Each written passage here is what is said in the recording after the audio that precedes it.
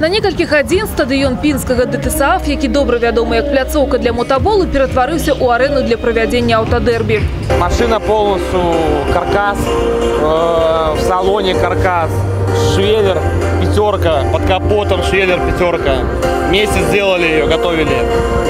Она уже участвовала, ее разбили на линии Сталина, восстановили и опять приехали попробовать. Машина участвует в классе Анлим.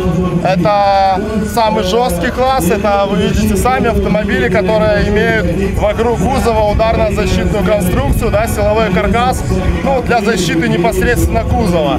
А для зрителя, наверное, это будет не самый зрелищный класс, потому что в обычной базе кузова сминаются, это красиво.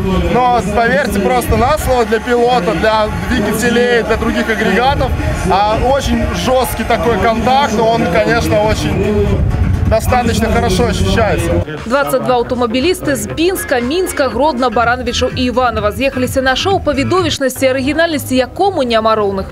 На працягу некалькіх месяцаў разам са сваёй камандай удзельнікі аўтадэрбі рыхтавалі аўтамабілі дзеля таго, каб у лічаныя хвіліны просто разбіць іх. Как бы это уже не первое, это мои 4-е соревнования уже на «Москвиче». То есть как бы это уже мне не привыкать. Ну, во-первых, море адреналина. Будем биться до победы. Апошнія хвіліны перад пачаткам і ўрэшце дадзены старт. Так званы лёгкі клас прадугледжвае ўдзел аўтамабіляў без ахоўных прыстасаванняў. Дазваляецца толькі ахоўныя комплексы для пілота. Не менш напруженная борьба разгорнулась и у двух других классах автомобилей.